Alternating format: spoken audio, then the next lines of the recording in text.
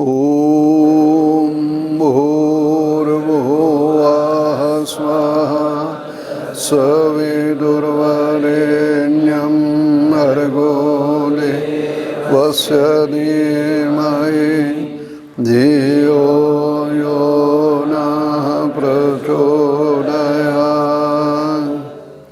सम्मानीय आचार्य डॉक्टर धनंजय जी एवं गुरुकुल के पवित्र ब्रह्मचारियों, पिछली बार मैं आपसे केन उपनिषद के बारे में चर्चा कर रहा था कि केन उपनिषद सामवेद की जैमिनी संहिता के जैमिनी ब्राह्मण का ये जो है उपनिषद है और उसका प्रारंभ केन शब्द के द्वारा होता है, इसलिए केन उपनिषद के नाम से जाना जाता है। जिस प्रकार से ईशावास्य उपनिषद का प्रारंभ ईशावास्यमिदं सर्वम, इस पहले मंत्र के ईशा शब्द से इसकी शुरुआत होती है, इसलिए उसको ईशोपनिषद कहते हैं। ठीक इसी प्रकार से केन मने किसके द्वारा ईशितम प्रेषितम, इंद्रियां किसकी प्रेरणा से अपने विषयों की ओर ये प्रवृत्त होती है, तो केन शब्द से इस उपनिषद का प्रारंभ हुआ, उस उपनिषद का, इसलिए उसको केन उपनिषद कहते हैं। आज जो कठोपनिषद के बारे में आपसे थोड़ी चर्चा करनी है। कठ उपनिषद यजुर्वेद के शाखा कठ है। महाभाष्य में आपने पढ़ा होगा एक शतम अध्वर्यो शाखा, तो यजुर्वेद की 101 जो शाखाएं रही हैं और इस समय जो है उतनी नहीं मिलती, 5-6 शाखाएँ मिलती, उसमें कठ शाखा है। तो कठ शाखा से संबंधित ये उपनिषद है, इसलिए इस उपनिषद का नाम क्या है? कठोपनिषद है। इस उपनिषद के प्रारंभ में जो है चर्चा की है उपनिषदकार ने, वो इस बात को की है कि नचिकेता का पिता जो है उद्दालक एक यज्ञ कर रहा है।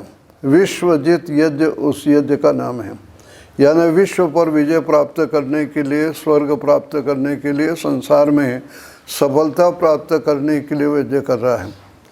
और यज्ञ के अंदर वो क्या कर रहा है कि गौओं का दान कर रहा है, और गोदान की परंपरा जैसे अपने यहाँ पर रही है तो गायों का दान कर रहा है। लेकिन वो गाय किसी गाय का दान दे रहा है, दान कर रहा है कि जो गाय दूध देती थी तब तक तो उसने दान दिया नहीं।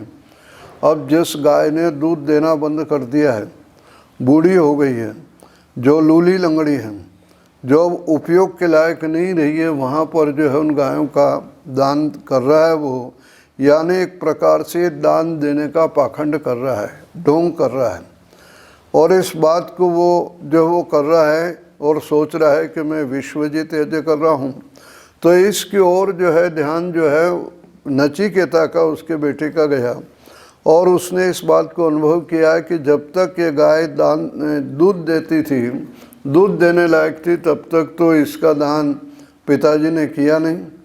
अब ये ऐसा दान कर रहा है जो गाय बूढ़ी हो गई है, लूली है, लंगड़ी है और दूध नहीं दे रही, और ऐसी गाय को दान देगा तो जो भी ब्राह्मण ले जाएगा वो उसकी सेवा करेगा, और सेवा करने का परिणाम है कि इसको दान का फल नहीं मिलेगा, बल्कि और उसके ऊपर जो है मेरे पिता पर कर्जा एक प्रकार से चढ़ेगा। उसको ये बुरा लग रहा था। अब वो कैसे पिता से कहे इस बात को, तो उपनिषदकार इस बात को लिखता है कि नचिकेता अपने पिता से जो है वो कहने का यत्न करता है और कहता है कि पिता की सबसे बड़ी भारी प्रिय वस्तु कोई होती है तो वो पुत्र होता है। तो पुत्र और पुत्री माता और पिता के सबसे प्रिय वस्तु प्रिय होते हैं। तो उसने देखा कि प्रिय वस्तु का दान करना चाहिए, तो उसने इस चीज़ को कहा कस्मै माम दास्यसि, भाई मेरा दान आप किसको करोगे। पिता ने ध्यान नहीं दिया इस चीज़ को लेकर के कि भाई ये जो है बच्चा है और मेरे को जो टोक रहा है कोई रोक नहीं रहा है, और ये मुझे इस चीज़ को लेकर के रोक रहा है। उसने कोई ध्यान नहीं दिया। दूसरी बार फिर उसने बोला कस्मै माम दास्यसि, आप किसको मेरा दान करोगे। फिर भी उसने ध्यान दिया। जब तीसरी बार जब उसने बोला कि मेरा दान आप किसको करोगे, कस्मै माम दास्यसि, तब उसके पिता को, उद्दालक को गुस्सा आ गया। और गुस्सा इसलिए है कि भाई गलत काम कर रहा था, और गलत काम करने वाले को आप रोकते हो तो वहाँ पर जो व्यक्ति को क्रोध आता है, स्वाभाविक है। सही काम यदि कोई कर रहा है तो उसको कोई रोकता है टोकता है तो उसको वहाँ पर गुस्सा और क्रोध नहीं आता। उद्दालक को क्रोध आ गया, गुस्सा आ गया और गुस्से में बोलता है मृत्युवे त्वाम दास्यामी, मैं तुम्हें मृत्यु को दूंगा। तो मृत्यु उस समय यमाचार्य का दूसरा नाम था। तो वहाँ इस चीज़ को कहा कि तेरे को मैं मृत्यु को देता हूँ, यानी जा परे हट जा, जैसे गुस्से में आदमी बोलता है चला जा यहाँ से। तो वो वहाँ से जो है वो चला गया और यमाचार्य के घर पहुँच गया। यमाचार्य, क्योंकि आचार्य को मृत्यु भी कहा और मृत्यु इसी दृष्टि से उसके लिए प्रयोग आया है कि वह शिष्य के पुराने और अशुभ आदतों को मारने का यत्न करता है, दूर करने का यत्न करता है। इसलिए आचार्य को यम जहाँ पर कहा है वहाँ उसको मृत्यु भी कहा है। इसलिए यजुर्वेद के अंदर मंत्र आते हैं वाचम ते शुंधामी प्राणम ते शुंधामी। जो मंत्र आता है उसका भाव ये है कि मैं तेरी वाणी का शोधन करता हूँ, यानी वाणी में जो भी अशुद्धता है उसको दूर करने का यत्न करता हूँ। तो कमज़ोरियों को, बुराइयों को दूर करने का जो कार्य करता है आचार्य, इसलिए आचार्य का एक नाम मृत्यु भी कहा है। वह नियमों में व्यवस्था में रखता है, इसलिए उसको यम भी कहते हैं। और वहाँ पर जो है मारने वाले मृत्यु जो प्राणियों की करता है उस देवता का नाम भी जो है वो यम इसी दृष्टि से कहा गया है कि वह संसार को नियमों में रखता है। यदि प्राणियों का आना लगा हुआ रहेगा और जाना नहीं रहेगा तो संसार की व्यवस्था नहीं चलेगी। इसलिए जहाँ जन्म है वहाँ मृत्यु भी आवश्यक है और मृत्यु की व्यवस्था करने वाले परमात्मा को यम भी कहा गया। तो कहता है कि तुम्हें मृत्यु को मैं दूंगा। तो यमाचार्य के पास नचिकेता जाता उसके वहाँ पर। जब उसके घर पर जाता है तो वहाँ पर यमाचार्य थे नहीं, कहीं बाहर गए हुए थे।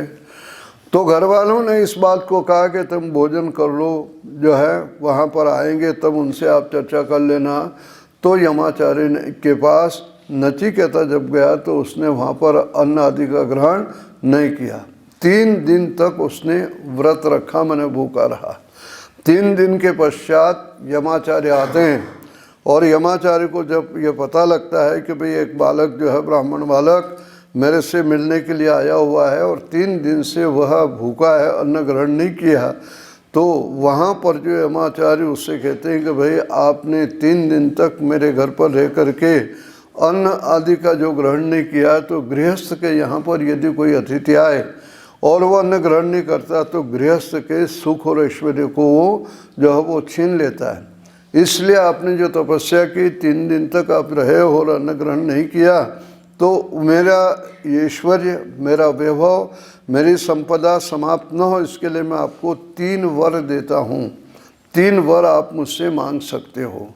तो इस प्रकार से उसने जो है नचिकेता से 3 वर देने का जो है वो कहा। वहाँ पर ये 3 वर की चर्चा जो इस कठोपनिषद के अंदर आती है।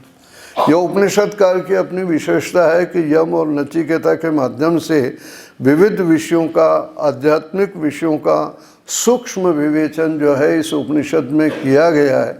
ऐसा नहीं कि यम खड़ा है और नचिकेता खड़ा है और वहाँ पर दोनों में वार्तालाप हो रहा है, वहाँ कोई घर है भूखा हो रहा हो, ऐसा कुछ नहीं। ये ऋषि की अपनी एक जो है सूझबूझ के लीजिए समझाने का तरीका हो सकता है।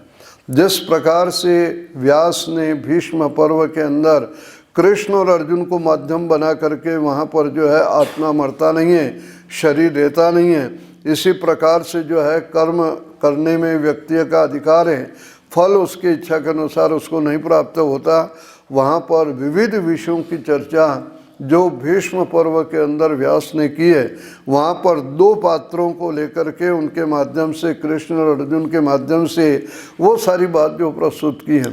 जिस प्रकार से आज की पुस्तकों में प्रश्न और उत्तर इस प्रकार से किया जाता, प्राचीन काल में संवाद के रूप में इस प्रकार से जो है ये विषय को स्पष्ट करने का तौर तरीका रहा है।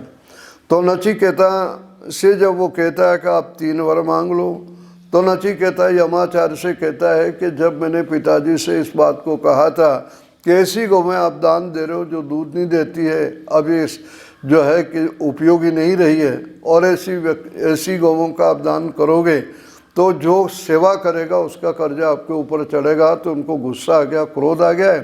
तो पहला वर्त ये मांगता हूँ मैं आपसे कि जब मैं आपके पास से जाऊं तो जैसे प्रसन्न मेरे पिता पहले रहते थे उसी प्रकार से वो प्रसन्न हो, शांत हो, यह जो स्थिति उनकी अपनी बन जाए, उनका क्रोध समाप्त हो जाए, यह आप कृपा करके मुझे जो वो दीजिए।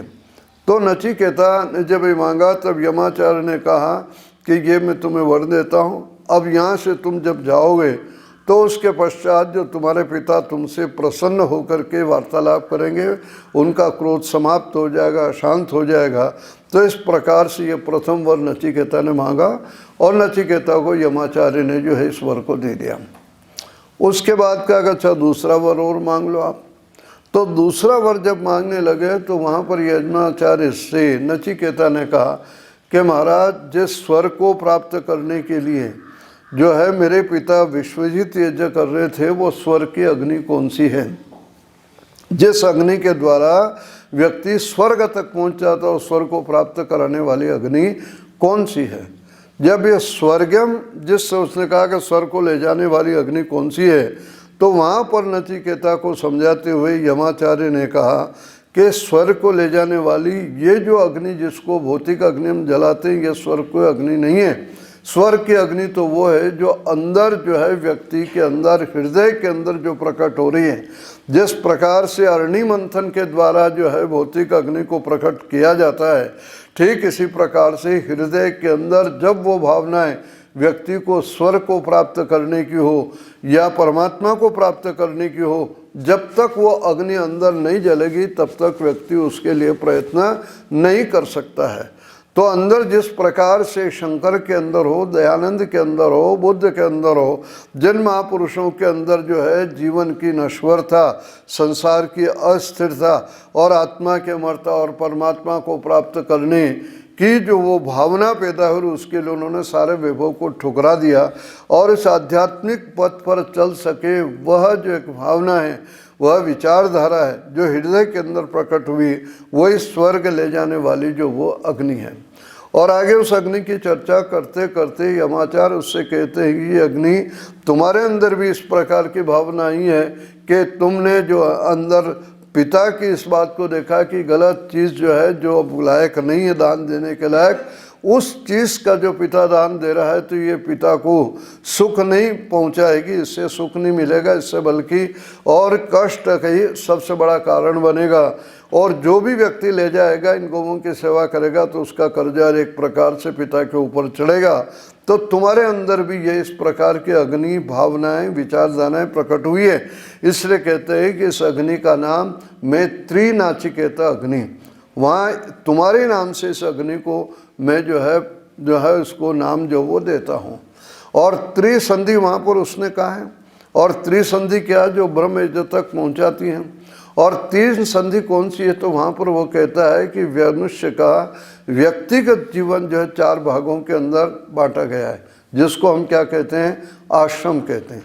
पहला है ब्रह्मचर्य आश्रम, और इस आश्रम के अंदर आप जब रह रहे हो सब यहाँ पर, तो आपको क्या दिखता है, अपना कपड़ा, अपनी पुस्तक, अपनी पढ़ाई, अपना खाना, यानी सब स्व तक, अपने अपने तक आप लगे रहते हो। तो ये व्यक्ति जो है अपने में लगा हुआ है, उसका विकास आगे नहीं हुआ।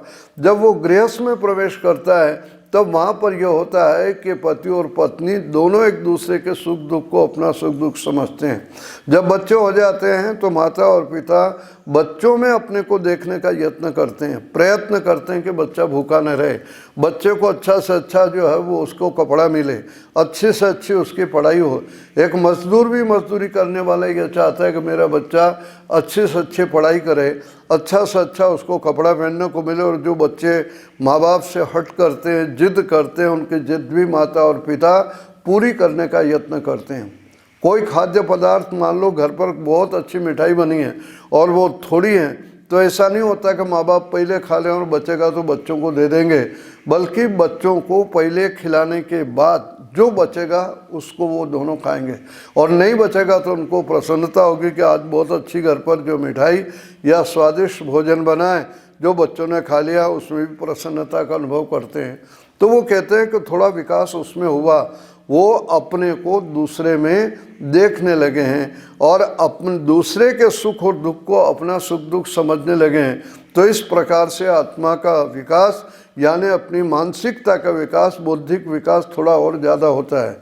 वो कहते हैं कि कहीं ये विकास 2 बच्चों में, 4 बच्चों में या अपने परिवार तक सीमित न रह जाए, इसलिए कहते हैं कि थोड़ा और उन्नति की ओर बढ़ते, उनका मानसिक या बौद्धिक विकास और आगे बढ़ता, तो फिर वो वानप्रस्थ में प्रवेश कर जाते हैं। उस समय ये होता है कि गांव के, मोहल्ले के, समाज के और दूसरों के बच्चों को अपना बच्चा समझने लगते हैं। दूसरों का जिस प्रकार से अपने घर के लोगों की सेवा में वो लगे रहें, घर वालों को खिलाने पिलाने में लगे रहें, उस प्रकार से सामाजिक सेवा करते हुए, परोपकार का कार्य करते हुए, वानप्रस्थ आश्रम में रहते हुए दूसरों के सुख और दुख में प्रयत्न करने लगे, दूसरों को सुख देने में, दूसरों के दुख को दूर करने में।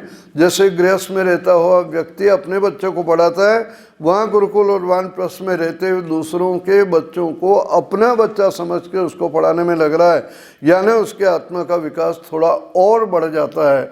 दूसरों के सुख और दुख को अपना सुख दुख समझ करके वो उसको प्रयत्न करता है, इसलिए कह रहे हैं कि थोड़ा और विकास हुआ है। फिर आगे और चलता चलता कहता है कि वह कहीं समाज, गांव, मोहल्ला या एक आश्रम या एक विद्यालय, गुरुकुल तक सीमित न रह जाए, इससे थोड़ी और उन्नति करता है और उस समय वो संन्यास लेता है और फिर इस चीज़ को कहता है कि अब सारा संसार मेरा अपना क्या है, परिवार है। वसुदेव कुटुंबकम, यह सारा वसुधा संसार मेरा अपना घर है। उस समय जो है वहाँ जो है देश का नागरिक नहीं, एक प्रकार से वो विश्व का नागरिक बन जाता है।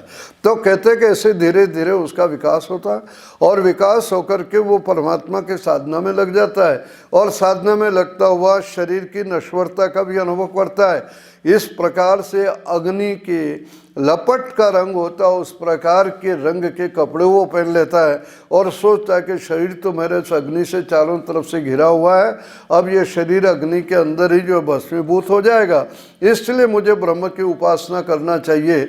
इसलिए उस अग्नि का नाम उसने जो है वो कह दिया ब्रह्म यज्ञ। तो ब्रह्म यज्ञ का मतलब है कि ब्रह्म मने वो बड़ा बनने का यज्ञ करता है और 3 संधि उसके अंदर होती। 3 संधि से तात्पर्य है कि ब्रह्मचर्य आश्रम और गृहस्थ आश्रम, ये दोनों का मेल हुआ एक संधि। दूसरा कह रहा है कि गृहस्थ और वानप्रस्थ ये 2 मिले, ये दूसरी संधि। और तीसरा हुआ है कि वानप्रस्थ और संन्यास, ये तीसरी संधि। इन 3 संधियों को पार करता हुआ वो ब्रह्म तक पहुंचने का यत्न करता है। वो एक जगह अटक नहीं जाता है, यानी ऐसा नहीं है कि गृहस्थ में पैदा हुआ, गृहस्थ में बड़ा हुआ और गृहस्थ में मर गया, ये नहीं होगा। उसका जो श्रम निरंतर आगे बढ़ेगा और वो ब्रह्मचर्य से गृहस्थ में, गृहस्थ से वानप्रस्थ में, वानप्रस्थ से संन्यास में, और संन्यास में उसके 2 ही काम है, या तो साधना करना, आत्मचिंतन करना, और फिर जो है लोगों को सराह पर जो ले जाना। जो व्यक्ति साधना नहीं करता, सन्यासी होकर के और लोगों को उपदेश देगा, तो वो प्रभाव भी उसका नहीं पड़ेगा। यानी चिकित्सक स्वयं रोगी हो जाएगा, वो चिकित्सा किस प्रकार से कर सकेगा। इसलिए उपदेश का काम जो सन्यासी का दिया है कि वो दिन रात परमेश्वर की उपासना में, गुणगान में, साधना में, और साथ में लोगों को जो है इस लोकहित के कार्यों की प्रेरणा देता है, इसलिए उसका प्रभाव पड़ता है और वो ब्रह्म तक पहुँचने में सफल होता है। तो ये 3 संध्याएँ हैं नचिकेता के नाम से, जो उपनिषदकार कहता है कि महाराज जो है यानी तुम्हारे ही नाम से नचिकेता है, ये 3 संध्या जो है स्वर्ग की जो अग्नि है, त्रिनाचिकेता तेरे नाम से जानी जाएगी। मैं दूसरा तुम्हें वर देता हूँ। अब तीसरा वर वो मांग लेता है जब यह आए कि शरीर जो है भस्म हो जाता है, शरीर अग्नि के अंदर जो है समाप्त हो जाता है। उसके बाद नचिकेता कहता है कि एक और प्रश्न इस बात को लेकर के है कि शरीर के समाप्त होने पर ये चर्चा लोगों में पाई जाती है। कुछ लोग कहते हैं कि शरीर के बाद कुछ नहीं रहता है, और कुछ लोग इस बात को कहते हैं कि शरीर के बाद आत्मा रहता है। तो वो इस चीज़ को कहता है कि मुझे आत्मा के बारे में आप बतलाइए, यानी आत्मा क्या है जो इतना सूक्ष्म है, जिसके बारे में कहा जाता है कि आत्मा जो है वो जलता नहीं है, मरता नहीं है। कुछ लोग कहते हैं कि मर जाता है। तो वहाँ पर तीसरा प्रश्न वो आत्मा के बारे में तीसरा वर पूछता है। बस यहाँ से जो है उपनिषद का विशेष प्रसंग प्रारंभ होता, और इस प्रसंग के अंदर नचिकेता ने जब इस बात को पूछा तो वहाँ पर यमाचार्य उसकी परीक्षा लेता है। उन्होंने कहा कि बड़ा सूक्ष्म विषय है, इस पर अच्छे अच्छे विद्वान जो है गंभीरता से चिंतन करते हैं और एक मत कभी कभी हो भी नहीं पाते हैं, इसलिए वो तुम बालक हो, बालक होने के कारण से इस चीज़ को तुम मत पूछो और कोई चीज़ दूसरी मांग लो। वो इस चीज़ को कहता है कि ये मत पूछो, तुम दूसरी कोई चीज़ मांग लो। अब दूसरी चीज़ कोई मांग लो, इसके लिए वो क्या कहता है, बच्चों को जैसे प्रलोभन दिया जाता है कि तो हाथी मांग ले, घोड़े मांग ले, रथ मांग ले, खाने पीने की चीज़ें मांग ले, गाने बजाने की चीज़ें मांग ले, यानी बहुत सारी चीज़ें जो है वहाँ पर वो प्रलोभन देता है। तो वो इसको बार बार जो वो टालता रहता है, जितना पैसा चाहिए तुझे मांग ले। बच्चे विद्यार्थी की आध्यात्मिक पथ पर चलने वाले की जब वो इस प्रकार से यमाचार्य परीक्षा ले रहा है कि इसके अंदर कितनी दृढ़ता है या नहीं है, कि भाई तुम ये चीज़ें ले लो, छोड़ दो इस बात को जो लेकर के, तो वहाँ पर नचिकेता यमाचार्य को कहता है, पहला तो कहता है कि बहुत सारे लोग इसमें संदेह में रहते हैं, तो वो इस चीज़ को कहता है कि आप जैसा गुरु मिला हो तो और मेरा जैसा जिज्ञासु हो तो बताइए, मैं आप जैसे विद्वान को से यदि बात नहीं पूछूंगा तो और कौन बतलाएगा। आप जैसा विद्वान इस बात को स्पष्ट नहीं कर पाएगा कि शरीर के बाद आत्मा रहता है या नहीं रहता है, उस आत्मा के बारे में मुझे बतलाइए, तो मैं तो वही पूछूंगा और वही मुझे चाहिए। रही बात हाथी घोड़े, सोना चांदी, पैसा, नाचना गाना, ये सारा का सारा जब उसने कहा तो ये कहा कि स्वभावा, ये जितने सांसारिक पदार्थ हैं कल तक टिकने वाले, हमेशा रहने वाले नहीं हैं। और इस चीज़ को आगे कहता जरयंती तेज, ये इंद्रियों का जो है तेज का हरण कर लेती। जितनी विषय वासना भोग के साधन है, धीरे धीरे इंद्रियां हमारी अपनी क्या हो जाती है, उसके भोगने से कमज़ोर होती चली जाती है। तो जरयंती तेज, वहाँ पर उसने इस चीज़ को कहा। हाथी घोड़े की बात कही तो वहाँ पर बड़ा अच्छा शब्द दिया, तवेब वाहस तव नृत्य गीते। वो कहते हैं नाचने गाने बजाने वाले तुम जो है अनेक इस प्रकार के भोग विलास में रहने वाली महिलाओं को, सुंदर महिलाओं को ले लो, तो कहता है कि ये सब तुमको ही मुबारक हो, मुझे नहीं चाहिए। आप देखो, जिस व्यक्ति के अंदर इतनी आध्यात्मिक भावना जब जाग जाएगी तो सांसारिक प्रलोभन के अंदर नहीं पहुंचता है। पैसे का भी लालच दिया उसने, कहा जितना सोना चांदी पैसा ले लो तुम, तो वहाँ पर जो है नचिकेता के मुँह से ऋषि कहलवा रहा है, न वित्तेन तर्पणियो मनुष्य। भाई धन से आज तक कोई व्यक्ति तृप्त जो वो नहीं हुआ है। व्यक्ति को जितना जितना प्राप्त होता है वहाँ पर उसकी भूख उतनी उतनी क्या हो जाती है, बढ़ती चली जाती है, अंत नहीं होता है। इसलिए कहा है कि मुझे पैसा नहीं चाहिए, मुझे जो है ये सांसारिक पदार्थ हाथी घोड़े रथ आदि नहीं चाहिए, मुझे गाने बजाने वाले व्यक्ति भी नहीं चाहिए, नाचने गाने वाली महिलाएं नहीं चाहिए, ये ऐसी कोई चीज़ नहीं चाहिए। सारी के सारे जो शरीर को कमज़ोर करने वाली और टिकने वाली नहीं, ऐसा बड़ा विस्तार से उसने कहा। यानी यमाचार्य नचिकेता की परीक्षा ले रहा है और परीक्षा लेने के पश्चात उसको जान देने का जो है प्रयत्न करेगा। उसके अंदर एक भावना यही है कि भाई यदि वस्तुतः जिज्ञासु होगा तो इस बात को समझ सकेगा और चल सकेगा, और यदि इसके अंदर श्रद्धा नहीं है, जिज्ञासा नहीं है, तो निश्चित रूप से जो है यह मेरे दिए हुए ज्ञान का उपदेश को ग्रहण नहीं कर सकता है। यह अपने प्राचीन ग्रंथों में परंपरा रही कि विद्यार्थी जिस समय भी गुरु के पास जाता था, गुरु उसकी परीक्षा लेता था कि भाई इसके अंदर जानने की इच्छा कितनी है। आप देखो आगे उपनिषदों के अंदर आएगा तो वहाँ पर यह आता है कि जब सत्यकाम गया तो कहा भाई इन गौओं को ले जा और इनको चरा और इनकी इतनी संख्या हो जाएगी, तुम वापस आ जाना। तो ये क्या, यदि वो जानना चाहता है तो गौओं की सेवा करेगा वो, तो और उसके पश्चात उसको जानकारी जो वो प्राप्त होगी गुरु देगा। निरुक्त के अंदर भी कितना सुंदर प्रसंग आता है कि विद्या हवे ब्राह्मणम आजगाम।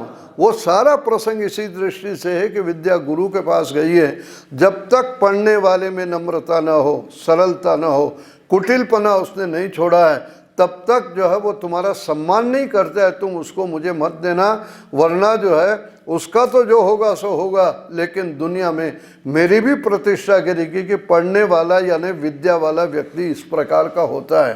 तो पात्रता अपने यहाँ पर हर जगह देखी जाती थी। यमाचार्य ने जिस समय इस बात को अनुभव किया है कि भाई ये जो है बिल्कुल ठीक तरह से योग्य है, पात्र है, तब वहाँ पर उसने इस चीज़ को लेकर के जो समझाने का प्रयत्न किया कि दो प्रकार के मार्ग हैं और वो दो प्रकार के मार्ग कौन से, एक श्रेय मार्ग है और दूसरा प्रिय मार्ग है। प्रिय मार्ग माने जो प्रिय लगता है उसको क्या कहते हैं, प्रिय मार्ग कहते हैं। खाना अच्छा लगता है, घूमना अच्छा लगता है, गाना अच्छा लगता है, हाथी घोड़े पैसा, ये लोगों को जिनको अच्छा लगता है और जो इसके लिए प्रयत्न करते हैं, वो जिस रास्ते पर चल रहे उस मार्ग को कौन सा कहते हैं, प्रिय मार्ग कहते हैं। क्योंकि प्राय सामान्य करके व्यक्ति इसी रास्ते पर चलता रहता है, तो वो उसके लिए कह रहा है कि उसको ये प्रिय लगता है तो उस पर ये चलते हैं, प्रिय मार्ग है। लेकिन इससे उनका कल्याण नहीं होता। जो आत्मा की तरफ गति करते हैं, परमात्मा की साधना में लगे रहते हैं, जो है अपना जीवन जो है वह साधना के अंदर लगाने का यत्न करते हैं, उनका मार्ग कौन सा होता है, कल्याण का मार्ग होता है, कल्याण का पथ होता है। और कल्याण का जो मार्ग होता है उस मार्ग का नाम यहाँ पर उपनिषद ने कह दिया है, श्रेय मार्ग दिया है। तो ये श्रेय मार्ग और प्रेय मार्ग, ये दो मार्ग है, दो रास्ते हैं। आत्मा विषयक जब व्यक्ति की गति होती है तो उसको जो श्रेय कहेंगे, और जो है शरीर और सांसारिक भोग विलास वाला जो है विषय रहेगा जहाँ पर उसको हम क्या कहेंगे, प्रेय मार्ग जो वहाँ पर कहेंगे।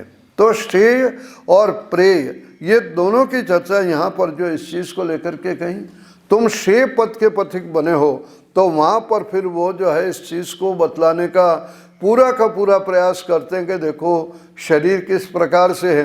वो बड़ा प्रसिद्ध श्लोक इसका जो है, आत्मानम रथिनम विद्धि शरीरम तो रथमेव च।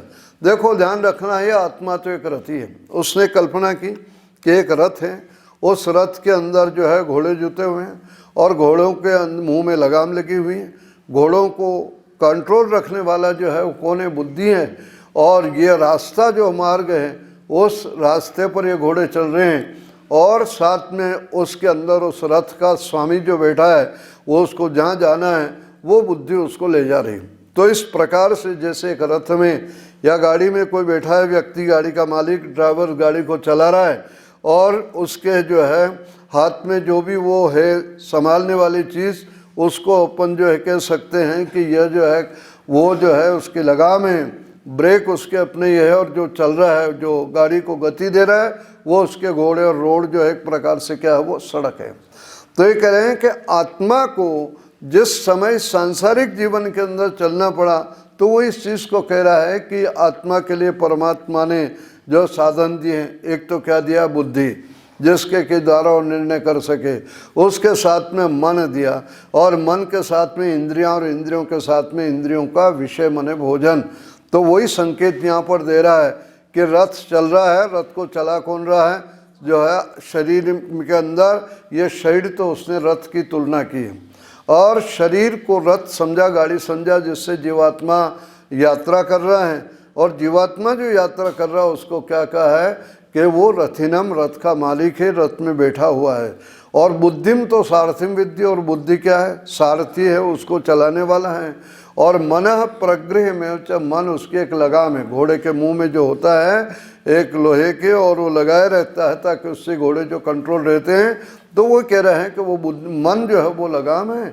और साथ में इस चीज़ को कह दिया है कि इंद्रियाणी हया ना हो, इंद्रियां जो एक प्रकार से क्या है, घोड़े हैं। तो इस प्रकार से विषयेषु तेषु गोचरान, विषय तेषु गोचरान, जहाँ पर वो जा रहे हैं उनके अपने विषय हैं, वो उनका मार्ग अपना बना हुआ है। अब देखो घोड़े की लगाम जिस व्यक्ति के हाथ में होती है, वहाँ तो वो जहाँ चाहता है वो घोड़े को ले जा सकता है, और किसी आदमी के हाथ से लगाम छूट जाए तो फिर क्या हाल होता है, जहाँ घोड़े ले जाना चाहते हैं वहाँ वो क्या होता है, पहुँच जाता है, फिर उसके वश में नहीं रहता है। इसलिए उपदेशक लोग सुनाते हैं कि एक व्यक्ति ऊँट पर बैठ के जा रहा था, और ऊँट पर बैठ के जा रहा था, उसके हाथ से उसकी वो लगाम रस्सी छूट गई, और ऊँट भाग रहा है। 2-4 मनचले बच्चे बैठे, तो उसने कहा, ताऊ कहाँ जा रहे हो? तो कहा, बेटा अब तो जहाँ ये ऊँट ले जाएगा वहीं जा रहा हूँ, मेरे हाथ में कुछ भी नहीं रहा है। जो लोग इंद्रियों के दास बन जाते हैं, वहाँ तो ये इंद्रियां जहाँ चाहें वहाँ ले जाती है, और वहाँ व्यक्ति चला जाता है। लेकिन जिस समय बुद्धि रूपी सारथी अपने हाथ के अंदर कंट्रोल रखता है, यानी आत्मा बुद्धि से निर्णय करता है कि मुझे ये काम करना है और ये नहीं करना है, वहाँ पर फिर आत्मा जैसा चाहता है वहाँ पर अपने जीवन में चला जाता है। कल्याण मार्ग का जो पथिक है, या इस प्रकार से जो शे मार्ग का जो पथिक है वो तो अपने हाथ में अपने वश में इंद्रियों को, घोड़ों को जो रखता है और उस रथ में बैठ के जहाँ पहुँचना चाहता हूँ पहुँच जाता है। और यदि प्रेम मार्ग का पथिक है तो वह आत्मा उसके वश में नहीं रहता, वो तो जहाँ घोड़े ले जाते हैं वहाँ चला जाता है। इसलिए इंद्रियां बड़ी बलवान होती है। मन को भी वैसे बड़ा बलवान कहा गया है, लेकिन बलवान होते हो भी मन आत्मा का साधन है, मन जड़ है, इस चीज़ को भी ध्यान रखना आप। यानी आत्मा जैसा चाहेगा वैसा इन मन और इंद्रियों से काम ले सकता है। और यदि मन आत्मा के संस्कार कमज़ोर हैं, प्रिय मार्ग का पथिक है, तो निश्चित रूप से कहेगा कि मैं क्या करूं, मेरा मन नहीं मानता है, मेरी जो है इच्छा पूरी नहीं होती, फिर वो जहाँ चाहे वहाँ भागता है। तो इस प्रकार से प्रेय और श्रेय ये दो मार्गों की चर्चा जो यहाँ पर जो ऋषि ने इस बात को की है, जो व्यक्ति प्रेय मार्ग पर चलता है इस प्रकार से उधर जाता है, और जो व्यक्ति जो है श्रेय मार्ग पर चलता है अपनी इंद्रियों को जो वश में रखता है। मैंने कल पिछली बार भी निवेदन किया था कि इंद्र जीवात्मा के लिए आता है, और जीवात्मा के जो साधन होते हैं, जो करण होते हैं, उनको क्या कहा गया, इंद्रिय कहा गया व्याकरण की दृष्टि से। तो इस चीज़ को ध्यान रखो, यानी जिस मालिक के ऊपर नौकर हावी हो जाते हैं, फिर तो नौकर जैसा चाहते हो मालिक से करवा लेते हैं। और यदि मालिक जो होता है वो सावधान रहता है, सतर्क रहता है, तो वो जैसा चाहता है वैसा साधनों से, नौकरों से काम लेता है। बस ये कि ये स्थिति यहाँ पर बनी हुई है। यदि श्रेय मार्ग पर चलने वाला जागरूक रहता है, सतर्क रहता है, सावधान रहता है, तो इन इंद्रियों के द्वारा उतना ही भोग भोगेगा जो उसके जीवन में बाधक नहीं बनता। और व्यास ने बड़ा सुंदर उदाहरण दिया वहाँ पर इस बात को लेकर के कि जैसे कछुआ पानी के अंदर तैरता है, कछुआ जानते हो ना, कूर्म जिसको संस्कृत में कहा है, उसके सब हाथ पैर बाहर निकले रहते हैं, खूब तैरता रहता है। और ऊपर से कोई एक पत्थर का छोटा सा कंकड़ उसके ऊपर डाल दे, तो जैसे ही पत्थर का टुकड़ा उसके ऊपर गिरेगा, वो अपने हाथ पैर सारे के सारे क्या कर लेगा, वो अपने अंदर समेट लेता है। वो उपमा देता है इसी प्रकार से कि हम इंद्रियों के द्वारा जिस समय भोगों को भोगते हैं, खाना बुरा नहीं है, लेकिन खाना इतना खाओ जो आत्मा की उन्नति में रुकावट न डाले। आप इतना खाने लगोगे कि जिससे आदमी को शुगर हो जाए, बीमार हो जाए, तो निश्चित रूप से उसका जो है रास्ते भटकने की स्थिति हो जाएगी।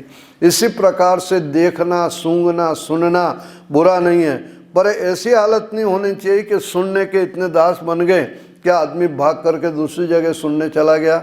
जैसे सिनेमा देखने वाले या ये नाटक नौटंकी देखने वाले माँ बाप से छिपकर भाग जाते हैं, गुरुजनों से छिपकर भाग जाते हैं। ये इन कान के, आँख के, नाक के, गंध के दास जिस समय हो जाते हैं वो राह से भटक जाते हैं।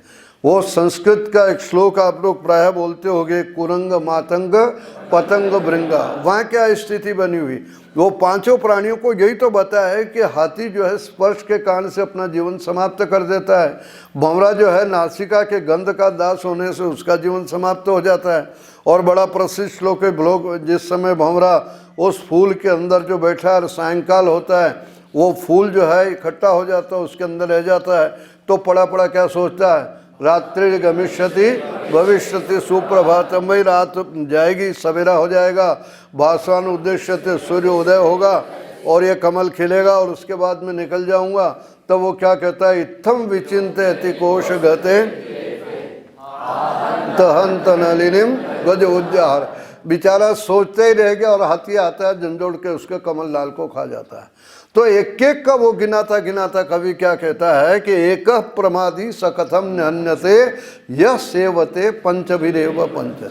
जो पांचों इंद्रियों का दास हो जाएगा उसका जो है विनाश क्यों नहीं होगा।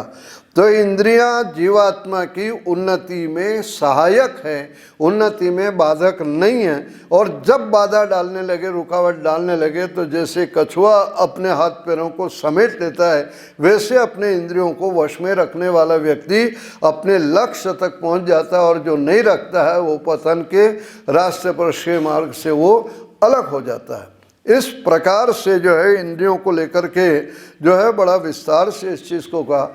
इसीलिए उपनिषद के अंदर कहा गया है, इस चीज़ को समझाते कि इंद्रियेभ्य परा ही अर्था, अर्थेभ्यश्च परम मनः, मनसस्तु परा बुद्धि, बुद्धे परसस्तु सह। तो इस चीज़ को कहा कि हालत हमारी क्या है, वो ये कह रहा है कि आत्मा है, आत्मा के पीछे बुद्धि है, बुद्धि के पीछे मन है, मन के पीछे इंद्रियां हैं और इंद्रियों के पीछे विषय है। तो जिस समय आत्मा की यह गति रहती है वो प्रेम मार्ग के ऊपर रहता है। वो जहाँ जहाँ पर विषय उसको जो इंद्रियों को जो वो प्रभावित करेंगे, इंद्रियां उधर भागेगी, पीछे मन भागेगा, बुद्धि भागेगी, आत्मा तो बीच में लड़खड़ा हुआ वैसे ही वो भाग रहा है। जब व्यक्ति क्षय मार्ग का पथिक हो जाएगा तो आत्मा परमात्मा की ओर रहेगा। परमात्मा के चिंतन में जब रहेगा तो आत्मा के पीछे बुद्धि रहेगी, बुद्धि के पीछे मन, या और मन के पीछे इंद्रियां, जो मन चिंतन करने में लगा है, और इंद्रियों के पीछे विषय रहेगा, जैसे उनको कोई पूछ ही नहीं रखा है। तो गति तो हमारी हो रही है। इस चीज़ को यह कह रहे हैं, जो योगश चित्त वृत्ति निरोधा जो कहा गया है वो यही है कि जो प्रवाह इधर हो रहा है, इधर के बजाय अपने को क्या करना है, उल्टा करना है, विपरीत करना है। तो ऐसी जो स्थिति है वो विषयों की तरफ जाने के बजाय जो है वो परमात्मा की तरफ चली जाए, इस चीज़ का वो संकेत यहाँ पर जो दिया है। तो इसके लिए आवश्यकता होगी कि हम परमात्मा की जो है उपासना या उसके नाम का स्मरण करें श्रेय पद के ऊपर। तो परमात्मा का नाम क्या है वो भी यहाँ पर इस उपनिषद ने बता दिया है, जिसके लिए कह रहे हैं कि सारे वेद जिसका गुणगान करते हैं, जिसके लिए तपस्वी लोग तपस्या करते हैं, जिसके लिए ब्रह्मचारी लोग ब्रह्मचर्य का पालन करते हैं। यमाचार्य कहता है कि उस पद को तत्ते पदम, उस पद को संग्रहेण ब्रवीमि, मैं संक्षेप से तुम्हें बतला रहा हूँ कि ओम इत्येतत्। वो कठोपनिषद का जो पद्य है बड़ा प्रसिद्ध है, सर्वे वेदा यत् पदमानन्ति तपांस सर्वाणि चेत् वदन्ति यद इच्छन्तो ब्रह्मचर्यम चलन्ति तत्ते पदम संग्रहेण ब्रवीमि ओम इत्येतत्। तो ये ओम की महिमा को लेकर के उस ब्रह्म को जानना है, आत्मा उस ब्रह्म की तरफ अपनी गति करे, तो उसके लिए आवश्यक है कि वह परमात्मा के इस नाम का, ओम का जो है स्मरण कर रहे हैं। परमात्मा के अस्तित्व को जो है बतलाया गया, जहाँ पर वेदों के अंदर उसकी चर्चा की गई, संसार के प्रत्येक पदार्थ के अंदर वो परमात्मा विद्यमान है, अणु अणु के अंदर जो ब्रह्म विद्यमान है, तो उसकी सत्ता का अनुभव करते हुए उसके प्रति सदैव जागरूक रहते हुए हमें जो है उसकी साधना में, मनुष्य मार्ग के पति को जो है उस परमात्मा के साधना में अपने को लगाना चाहिए। तो ये एक बड़ा कठिन मार्ग है। परमात्मा कोई दिखने की या स्थूल चीज़ नहीं है। तो वहाँ पर जो इस चीज़ को आता है कि भगवान का जो सत्ता का अनुभव कैसे करें, तो वहाँ कहा कि नायम आत्मा प्रवचने न लभ्य, लंबे चौड़े भाषण से वो परमात्मा मिलता नहीं है, ध्यान रखना है। न बहुत तेज बुद्धि वाला सोचे कि मैं उसको पकड़ लूँगा, प्राप्त कर लूँगा, तो वो कहता है कि उससे भी प्राप्त नहीं होता। आपने ध्यान दिया हो, ऋषि दयानंद का जीवन चरित्र पढ़ा हो, तो ऋषि दयानंद का जब बरेली में व्याख्यान होते थे तो स्वामी जी के व्याख्यान का ये क्रम रहता था कि वो एक दिन व्याख्यान देते थे, दूसरे दिन जो है पहले दिन व्याख्यान दिया है, उस पर जिनको प्रश्न होते थे, शंका समाधान होती थी, उन शंकाओं का समाधान करते थे। तीसरे दिन फिर अलग विषय पर व्याख्यान देते थे। तो स्वामी श्रद्धानंद जी ने अपनी आत्मकथा लिखी है। उस पुस्तक का नाम पता है आप लोगों को? क्या? कल्याण मार्ग का पथिक। पढ़ने लायक पुस्तक है, ध्यान रखना। उस कल्याण मार्ग के पथिक के अंदर वो घटना उपस्थित करते हैं, घटना लिखते हैं। स्वामी जी वहाँ मुंशी राम, उस समय उनका अपना जो नाम था संन्यास नहीं लिया था, तो मुंशी राम लिखते हैं कि मैं एक दिन बहुत सारे प्रश्न लिख करके गया, और प्रश्न लिख करके गया, सोचा कि आज ईश्वर के अस्तित्व के बारे में कि ईश्वर नहीं है, मैं जो है स्वामी दयानंद को चुप करा दूंगा, मेरे प्रश्न का उत्तर नहीं दे सकेंगे। उनको अपनी बुद्धि पर इतना अहंकार था। वो कहते मैं अनेक प्रश्न लिख करके गया। जब शंका समाधान का अवसर आया, मैं स्वामी जी से प्रश्न करता रहा, स्वामी जी उत्तर देते रहे, मैं प्रश्न करता रहा, वो उत्तर देते रहे। और एक समय ऐसा है कि मेरे पास प्रश्न करने को कुछ भी नहीं रहा। मुंशी राम लिख रहे हैं कि मेरे पास कोई प्रश्न करने को नहीं रहा। तब मैंने जो है स्वभाववश स्वामी जी से कह दिया कि स्वामी जी, आपने ईश्वर के विषय में मुझे चुप तो करा दिया है, लेकिन मुझे विश्वास नहीं होता है कि ईश्वर नाम की कोई चीज़ है। जब यह बात मुंशी राम ने ऋषि दयानंद के सामने कही, तब ऋषि दयानंद ने क्या बढ़िया उत्तर दिया। स्वामी जी कहते हैं कि मुंशी राम, तुम्हारा काम प्रश्न करना था और मेरा काम उत्तर देना था, तुम्हारा काम प्रश्न करना था, मेरा काम उत्तर देना था। मैंने कब प्रतिज्ञा की थी कि मैं तुम्हें ईश्वर का विश्वास करा दूंगा। क्या कमाल है। स्वामी जी कहते हैं इतना गजब का उत्तर दिया।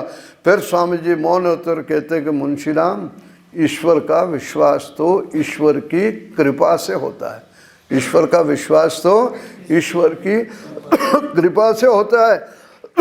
कोई क्षण आएगा ऐसा जब ईश्वर का विश्वास भी क्या है, हो जाएगा। और कहते हैं स्वामी जी ने उस समय कुछ वाक्य पढ़े थे, शायद यही वाक्य होंगे जो कठोपनिषद के, जिसकी चर्चा स्वामी जी कहते हैं, नायम आत्मा प्रवचनेन लभ्य न मेध्या न बहुधा श्रुतेन यमेव एषः वृणीते तेन लभ्य। जिस पर परमात्मा की कृपा होती है तब परमात्मा की सत्ता का अनुभव होता है। ये स्वामी जी ने वहाँ पर लिखा है। और आप देखो उस घटना को आगे और बढ़ाते हुए लिखते हैं कि स्वामी जी जिस जगह ठहरे हुए थे, हमने पता किया कि स्वामी जी दिन भर करते क्या है। उन्होंने जिस बगीचे में ठहरे थे माली से सारी जानकारी ली, माली ने सब बता दिया, लेकिन एक बात वो नहीं बता पाया। क्या नहीं बता पाया? वो कहता है कि स्वामी जी 4 बजे के आसपास यानी 3:45-4 के बीच में उठते हैं और उठ करके जो मुंह धोते हैं, कुल्ला करते हैं, हाथ में सोटा लेते डंडा, और इस बगीचे से बाहर चले जाते हैं। बगीचे से बाहर चले जाते हैं और जब दिन निकल आता है उसके बाद ये आते हैं। वो कहाँ जाते हैं, क्या करते हैं, मुझे कुछ भी पता नहीं। तो कहते हैं एक तो करेला और दूसरा नीम चढ़ेला। दोनों नौजवान थे, एक और उनका साथी था पत्रकार। पत्रकार तो बड़े भयंकर होते हैं। तो कहा कि पत्रकार ने कहा, मुंशीराम यही तो समय है पता करने का कि बाबा जी रात को उठ करके 3-4 बजे कहाँ जाते हैं, सवेरे उठ करके अंधेरे में। कहते हम दोनों ने निश्चय किया है कि बगीचे के गेट पर दूसरे दिन प्रातःकाल जो है 4 बजे से पहले 3-3:30 बजे हम लोग वहाँ पर छिप करके बैठ गए हैं। स्वामी जी उठते हैं, उठने के बाद मुंह धोते हैं, कुल्ला करते हैं, पानी पीते हैं, हाथ में सोटा लेते हैं और बगीचे से बाहर निकलते हैं। हम उनके पीछे पीछे थोड़ी दूर ताकि उनको पता नहीं लगे हम चलते रहे। स्वामी जी शहर में जब तक चले तब तक तो बड़े धीरे चल रहे थे, और जैसे ही शहर से बाहर निकले उनके चलने की इतनी गति तेज हुई, अपने लिए क्या लिखते हैं वो, कि स्वामी जी चलते रहे, हम दोनों दौड़ते रहे और दौड़ते रहे, इतना पीछे रह गए कि बहुत दूर जाने के बाद 2 रास्ते ऐसे अलग अलग फटे, एक इधर जा रहा एक इधर जा रहा। हम इतना पीछे रह गए थे कि पता ही नहीं पकड़ पाए कि वो स्वामी जी इस रास्ते से गए या इस रास्ते से गए। हम दुखी हुए, सोचा नींद भी खराब हुई और कुछ भी हाथ नहीं लगा। तो कहता है मेरा जो मित्र था, साथी था, वो पत्रकार जो था, वो ये कहता है कि मुंशीराम कल और जगेंगे और कल बगीचे के गेट पे नहीं बैठेंगे। कल कहाँ बैठेंगे? ये 2 रास्ते जो अलग अलग हो रहे यहाँ आकर के बैठेंगे और यहाँ से जो है पीछा करेंगे। और कहते हैं स्वामी जी वो निर्धारित समय पर जो आते हैं, साइड के रास्ते से निकलते हैं, हम उनके पीछे हो लेते हैं। बहुत दूर जाने के बाद एक विशाल वृक्ष आता है।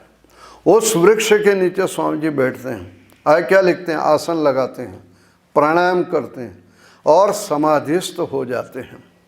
आगे लिखते हैं सूर्योदय पर्यंत स्वामी जी निश्चल भाव से बैठे रहे। निश्चल भाव का मतलब समझते हो? बिना हिले डुले।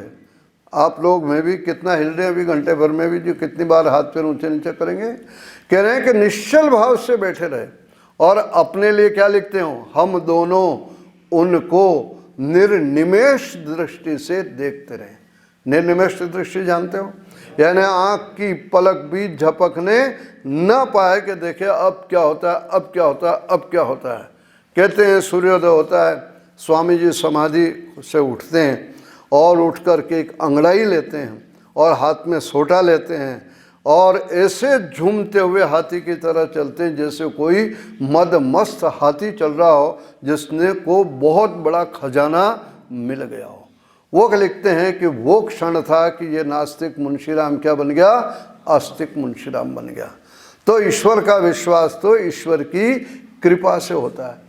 वेद के अंदर मंत्र आता है कि स्थान पर वहाँ दिया अस्माकम अस्तु केवलः, शायद यजुर्वेद के मंत्र का हिस्सा होगा कि जिस समय परमात्मा को साधक समर्पित कर देता है कि भगवान मेरे तो तुम ही हो, तुम्हारे अलावा कोई दूसरा नहीं है, जिस समय यह भावना आ जाएगी, भगवान को समर्पित व्यक्ति कर देगा, उस समय परमात्मा भी उसको अपने हाथों में ले लेता है। हमने कहाँ परमात्मा को अपना समझा है? हम तो मकान को अपना समझते हैं, गाड़ी को अपना समझते हैं, पुस्तक को, कपड़े को, मेरा मेरा मेरा। घर गृहस्थी वाले लोग बच्चों को समझते हैं, पति पत्नी को, पत्नी पति को। वहीं पर जो मेरा मेरा रहता है, जिस दिन यह आध्यात्मिक प्रवृत्ति आ जाएगी कि ये सब तो यहीं टिकाऊ नहीं है, ये तो टेम्परेरी है, हे भगवान जन्म जन्मांतरों तक मेरा कोई है तो तू है, तेरे अलावा मेरा कोई दूसरा नहीं है, अस्माकम अस्तु केवल जब आ जाता है, तब यम एव एषः वृणीते, उसको ही परमात्मा क्या कर लेता है?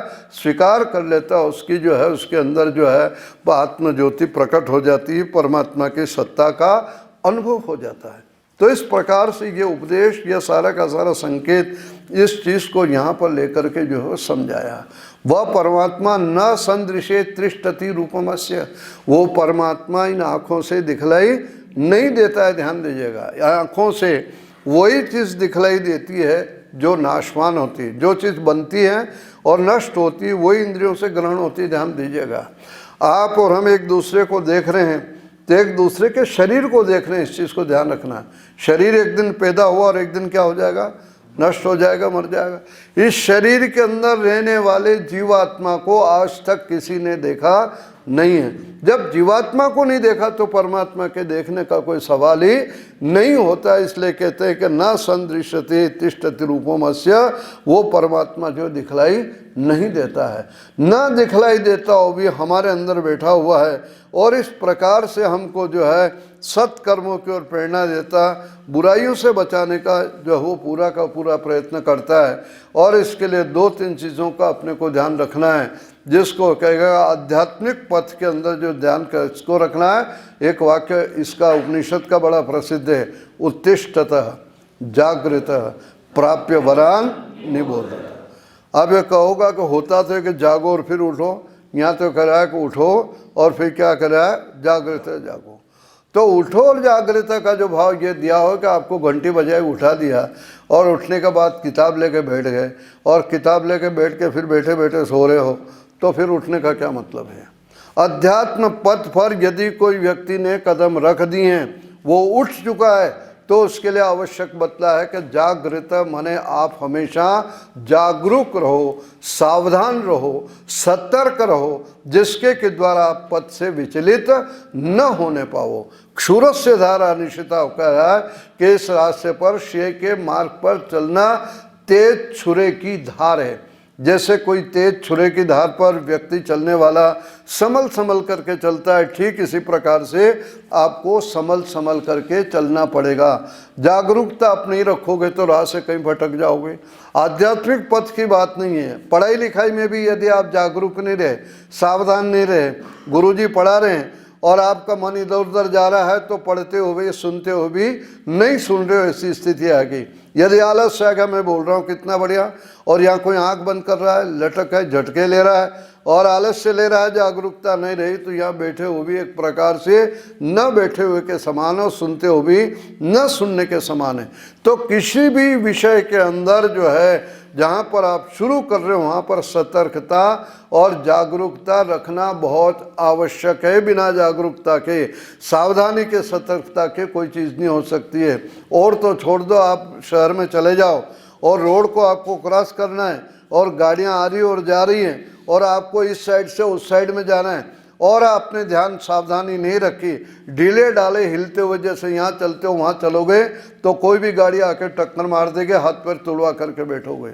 2 मिनट का नहीं, 1 मिनट के रोड को क्रॉस करने के अंदर यदि व्यक्ति को जागरूक और सतर्क या सावधान रहना पड़ता है, तो आध्यात्मिक पथ के अंदर तो व्यक्ति को बहुत सतर्क और सावधान रहना पड़ता है कि मेरे काम में कोई बाधा या रुकावट न आ जावे। इस चीज़ का वो संकेत वहाँ पर दे रहे हैं। आप देखो ऋषि दयानंद कितने पदे पदे जागरूक रहते थे, जहाँ पर सतर्कता उन्होंने जीवन में हमेशा बरती। ऋषि दयानंद ने अनुभव किया था कि अनेक महंत लोग, गुरु लोग जब समाप्त हो जाते हैं तो उनके कपड़ों को लेकर, उनकी खड़ाओं को लेकर, उनके पैसों को लेकर के लोग लड़ाई झगड़ा करते हैं। तो ऐसी स्थिति जो है ऋषि दयानंद की पुस्तकों को लेकर के, या जो कपड़ों को और खड़ाओं को या पैसे को लेकर के कोई विवाद न आए, तो आप आश्चर्य करोगे कि ऋषि दयानंद की जब 58-59 साल की आयु थी, जो कोई ज़्यादा लंबी आयु नहीं थी, लेकिन जागरूकता का परिणाम था कि महर्षि दयानंद ने अपनी विल लिख दी, वसीयत लिख दी कि मेरे पीछे जो है मेरी संपत्ति का उत्तराधिकारी कौन होगा। कोई व्यक्ति नहीं होगा, कोई सन्यासी नहीं होगा, बल्कि उन्होंने 23 आदमियों को कमेटी बना दी कि ये सारे के सारे जो है मेरी जो है ये संपदा के, या जो भी कुछ मेरे भौतिक वस्तुएं हैं, किताबें हैं, पुस्तकें हैं, पैसा है, प्रेस है, उसके ये उत्तराधिकारी होगा। और उस संस्था का नाम स्वामी जी ने क्या रखा? परोपकारिणी सभा रखा, और इस बात को लेकर रखा। इतनी जागरूकता स्वामी जी ने इस चीज़ को लेकर बतलाई। और इतना ही नहीं, ये भी रखा है कि भाई मेरे जो है इस राख को जो है आप किसी खेत में बिखेर देना, जो किसी खेत के काम आवे। वहाँ पर कोई तंबू या कोई इस प्रकार का स्टेचू या मकबरा या कोई समाधि मत बना देना मेरी इस चीज़ को लेकर के। मेरा अंतिम संस्कार जो है संस्कार विधि के अनुसार होवे। 2-2.5 हजार साल से जब तक ये साधुओं की परंपरा चली है, गिरिपुरी आदि निकी, वहाँ साधुओं को जलाते नहीं हैं, वो जल समाधि देते हैं या कोई जमीन में गाड़ता है। जल समाधि का मतलब है कि उसको पानी में डाल देते हैं। एक पत्थर गले में बांधते रस्सी के साथ, एक कमर में बांधते, एक पैरों में बांधते और उसको पानी में डाल देते ताकि उनका शव ऊपर नहीं आवे और वो मछली, ककड़े, कछुए वगैरह वो सब खा जाए। पानी को गंदा करते रहते हैं। जमीन के अंदर भी ऐसे भूमि गंदी होती। ऋषि दयानंद ने अपनी विल के अंदर इस बात को लिख दिया कि मेरा अंतिम संस्कार संस्कार विधि के अनुसार हो। ये 2000 साल के बाद वो पहला सन्यासी था जिसका अंत्येष्टि संस्कार संस्कार विधि के साथ में हुआ। 30 अक्टूबर को ये दीपावली का दिन था, अंग्रेजी तिथि के हिसाब से 30 को स्वामी जी ने शरीर छोड़ा और 31 को अंत्येष्टि संस्कार हुआ। वहाँ इतिहासकार इस बात को कहते हैं कि जब अंतिम संस्कार होना था दूसरे दिन, उस समय 2 साधु पुष्कर से आ गए और इस बात का विवाद करने लगे, इनको हम ले जाएंगे। क्यों ले जाओगे भैया? साधु हैं, हम साधु हैं, साधु को साधु का अंतिम संस्कार करने का अधिकार है, आप कैसे करोगे इसको? जब वो समझाने पर नहीं माने, तब हरिविलास शारदा जो आर्य समाज अजमेर के मंत्री थे, उन्होंने वो विल जो है कलेक्टर अजमेर को दिखाई। उन्होंने कहा कि नहीं, जो इसमें लिखा है उसके अनुसार इनका अंतिम संस्कार होगा, यानी संस्कार विधि के अनुसार होगा। तब वो वहाँ से गए। आप सोच सकते हो, यदि ये जागरूकता ऋषि दयानंद न रखते तो जिन गलत परंपराओं का खंडन करते रहे वो गलत परंपरा है जो वो क्या आ जाती, ऋषि दयानंद के साथ में जुड़ जाती। इसलिए कहा है कि आध्यात्मिक पथ के अंदर ही नहीं बल्कि सांसारिक पथ के अंदर भी व्यक्ति को जागरूक रहना चाहिए, सतर्क रहना चाहिए, सावधान रहना चाहिए। यदि आप सावधान नहीं रहोगे तो निश्चित रूप से जो है परमात्मा तक पहुंचने में आप सफलता नहीं प्राप्त कर सकते हो। इस चीज़ को लेकर के बड़ा विस्तार से उपनिषद के अंदर जो है चर्चा वहाँ पर की है। इस शरीर को पुर भी कहा गया और पुर के अंदर रहने वाले जीवात्मा को पुरुष कहते हैं, ब्रह्मांड के अंदर रहने वाले परमात्मा को भी क्या कहते हैं? पुरुष कहते हैं। दोनों में थोड़ा सा अंतर है जो आगे चल कर के जो आएगा शास्त्रों में बड़ा विस्तार से, कि ये जो पुरुष है शरीर के अंदर रहने वाला, वो तो इन 2 हाथों से काम करता है, 10 उंगलियों से काम करता है, वेद के अंदर जो दिया। और ब्रह्मांड के अंदर रहने वाला पुरुष है, उनको हाथों की आवश्यकता नहीं है। इसीलिए वहाँ कह दिया अत्यतिष्ठत दशांगुलम।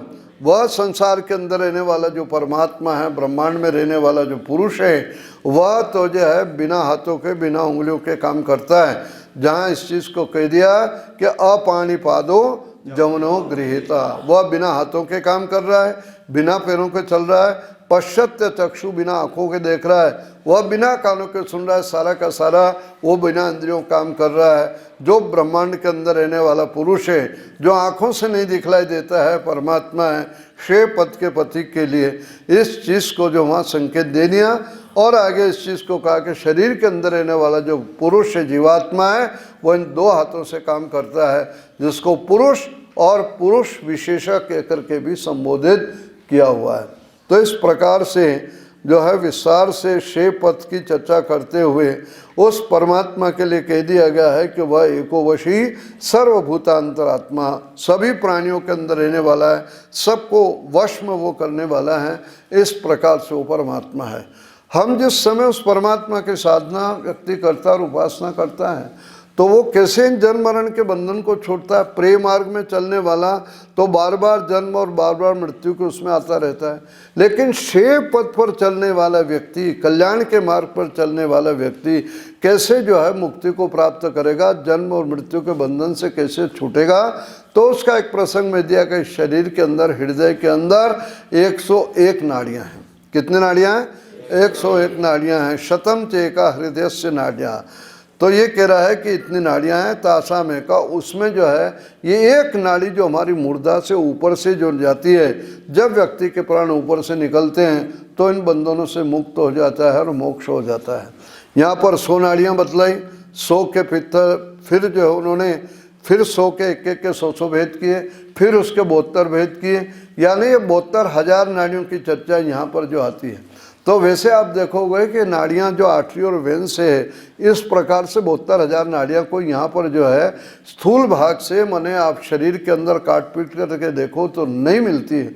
हो सकता है कि आध्यात्मिक यह जो चीज़ें कोई रही है साधना के क्षेत्र के अंदर जिसकी चर्चा इन्होंने की, और मुर्दा को लेकर के जो कहा जाए सुषुम्ना नाड़ी यहाँ पर जो कहते हैं, जो ईड़ा, पिंगला, सरस्वती, ये भी जो एक चर्चा आती है। तो इस प्रकार से नाड़ियों की चर्चा इस उपनिषद में नहीं बल्कि अन्य उपनिषदों में भी इस प्रकार की चर्चा आएगी, जिसके द्वारा वो कहता है, मोटा भाव उसका है कि प्राणायाम करता हुआ व्यक्ति जो है यदि प्राणों को छोड़ता है तो अपने यहाँ पर 6 चक्र माने गए, मूलाधार चक्र माना गया, और यहाँ वाला जो छठा सहस्रधार जिसको ब्रह्मरंध्र कहते हैं वो, और भावना ये रही कि ब्रह्मरंध्र से जो व्यक्ति प्राण छोड़ता है वह मुक्ति को और मोक्ष को प्राप्त होता है। ये इसने यहाँ पर दिया। कैसे क्या होता है मेरे को भी उतना स्पष्ट जो वो नहीं है, ये सारी बातें जो इसमें बतलाई है।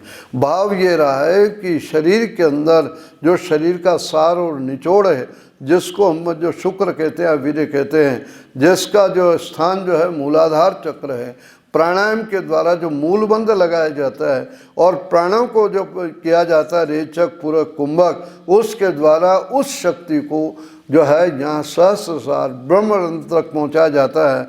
और वो शरीर के अंदर मस्तिष्क के खुराक जब बन जाता है तो बुद्धि उसकी तीव्र होती है और परमात्मा को प्राप्त होता है।